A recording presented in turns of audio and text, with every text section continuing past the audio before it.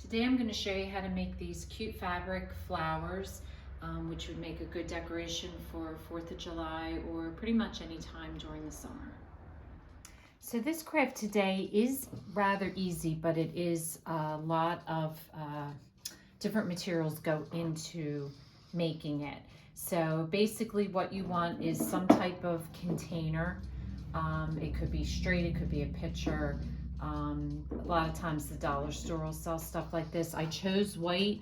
I was looking for red, white, and blue because my theme is red, white, and blue. But if you'd rather do like yellows and golds, you could do kind of like sunflower theme.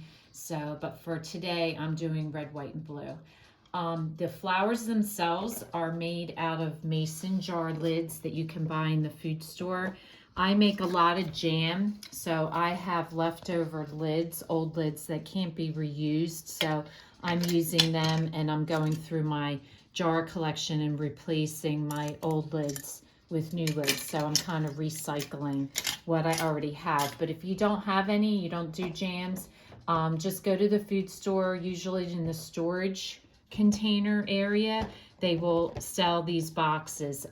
You can buy 2 different sizes. This here is just being used with the small, but the next one I'm going to try doing 2 small and 1 large. The other thing you'll need is fabrics. I did a quarter of a yard of fabric, and that's plenty of fabric if you're just doing one. And then I tried to do different assortments of red, white, and blue. A couple solids, a couple patterns, but I mostly picked either polka dots or stars, things that go in the line of red, white, and blue for mine. You'll need fabric scissors. You'll need sturdy sticks. I actually had these left over from flags that were given to me, so I donated the flags, but I'm using the sticks. And I'm going to be cutting these in half. And then you will possibly need a hot glue gun, and you're going to need a couple additional tools. I'm going to explain that in the first step, but I have to go to my workbench to be able to show you those materials. So the first thing I'm going to do is cut my stick in half. So I have a vise in my basement. If you don't have this, I'm not exactly sure how is best to go about doing it, because this holds it in place, which is what you're going to need for 2 steps in this project. Now, you don't have to you may not have to cut your sticks in half.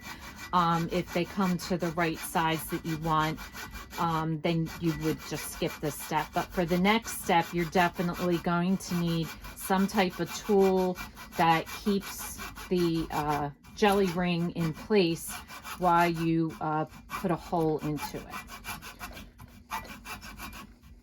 Now for the bigger lids, the lid is actually sitting on the bottom, so I don't really need this as tight as for the smaller lid. But basically what you want to do is you're going to put a hole into the rim of this jar, because what's going to happen is that's where your stick is going to go through to hold your flower. So to get it started, just get a sharp nail. I have a big flat head, so it's easy to do. And to get it started, you're just going to tap this gently through until it pierces the ring. Otherwise you're not going to get through it. Okay, once it has made a hole into your ring, then I have a punch.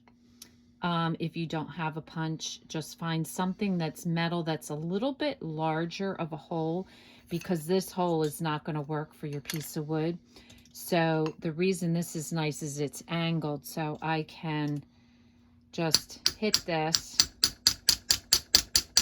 and make my hole bigger. And I'm rotating it to keep my hole round, because my punch is not round. It's at an angle. And keep your stick close by, because you only want it big enough that your stick is going to go through. You don't want it too big, because then it'll just slip out. So just keep it nearby and keep judging the size of your hole.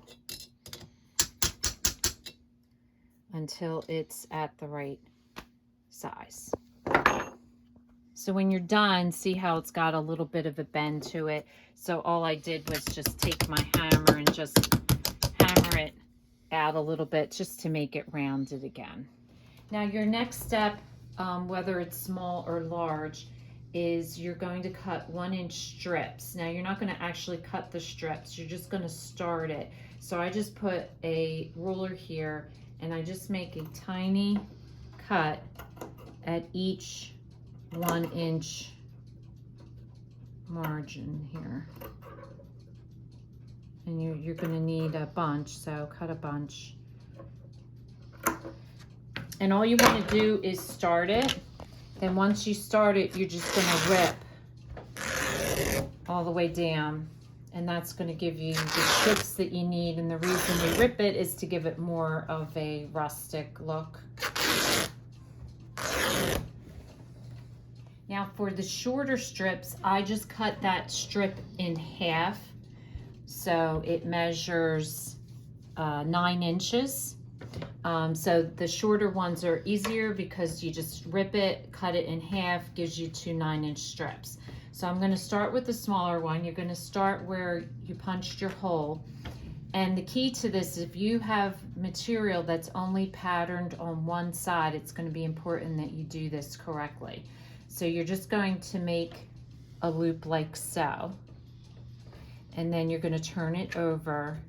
You're going to put the 2 ends through the middle of the circle, and then you're going to pull it together. That way your pattern all shows on the outside. I pull to the lower lid and then I pull tight, and see how that gets tight, like so. Now this pattern, it's hard to tell which is up and which is down. So if you pick patterns like that, it makes it a little bit easier because then you don't have to pay attention to that. But you do the same thing. You pull it through till it's tight, go to the lower lid, pull, and then pull up. And that gives you the tightness. And so for this one, I'm doing red and white. So I'm just going to continue to repeat this all the way around until I get to the other side of the circle. Okay, now the next step just takes a little bit of brute force. Once you've gotten them all the way around, keep your hole open there so you can put the stick in at the end. The next thing you're going to do is take just a little bit of your polyfill and roll it into a ball. That is going to go on the bottom of your lid, and you have a square of material. So turn your flower upside down. You're going to put your material down in the center. You're going to put your polyfill in, and then you're going to put your lid on top. Now this, obviously it doesn't fit quite right because it's a little bit too big because of the material. So what you want to do is you want to push it in, and it will bend the lid as you push it in. And you want to hear that clicking sound.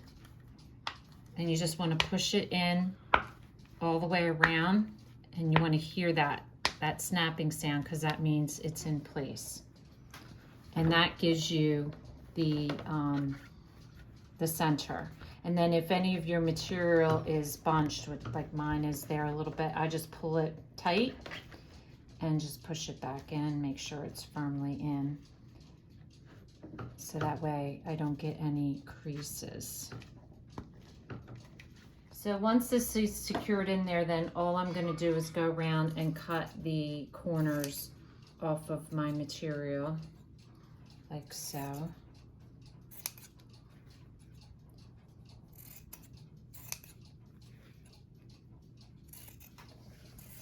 Then all you want to do is take your hot glue gun, put some hot glue in a little bit at a time, and you're basically going to fold it over just so that it has a clean back to it.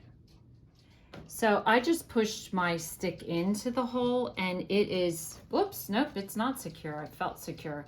If it's not secure, some of mine have been secure by not. If it doesn't feel like it's going to stay, then what I would do is just put a dab of hot glue in there, which I'm going to probably do, and stick your stick into the hole so that way it's secure.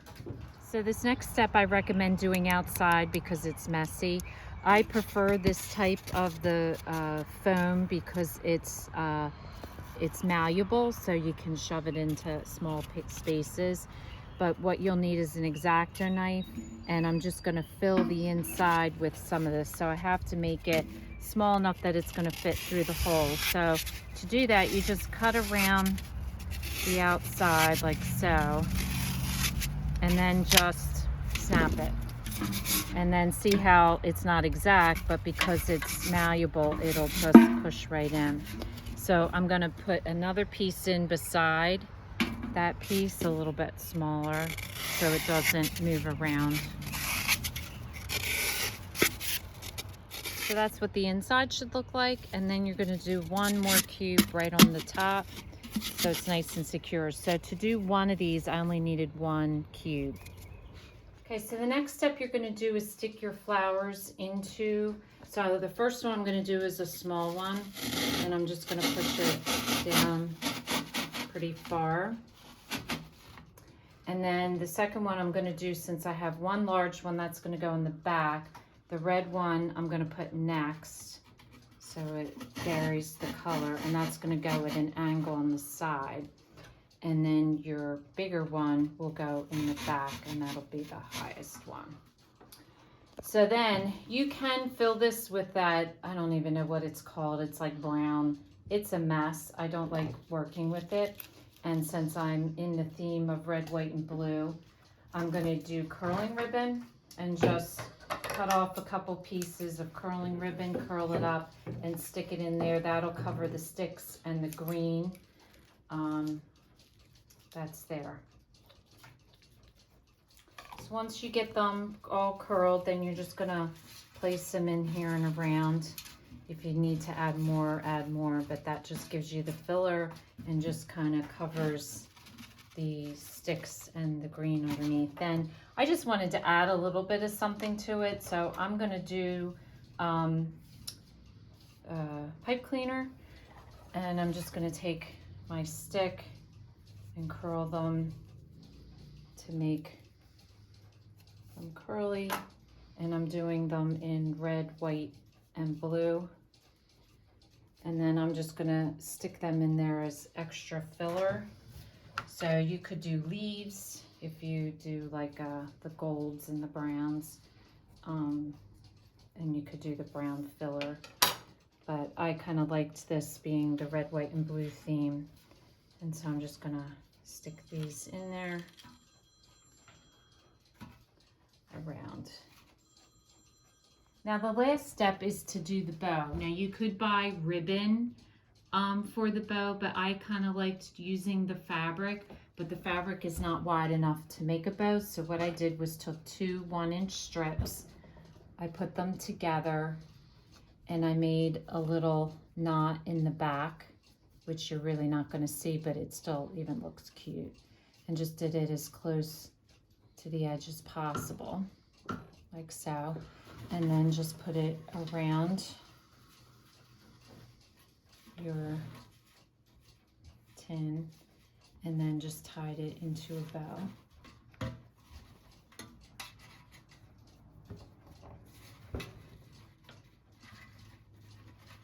Like so.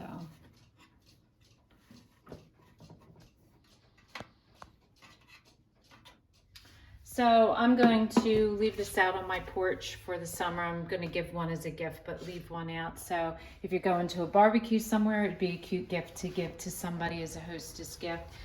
Just so you know, this is the larger one. These are the smaller ones. The smaller ones take less fabric. The larger ones I had to use about 12 inches per strip. So just to give you a difference. So if this is your first time watching, welcome, and please don't forget to subscribe. If you want to receive future notification of posts, hit the bell. And if you liked our video, please give us a thumbs up. Thanks for watching, and we'll see you again soon.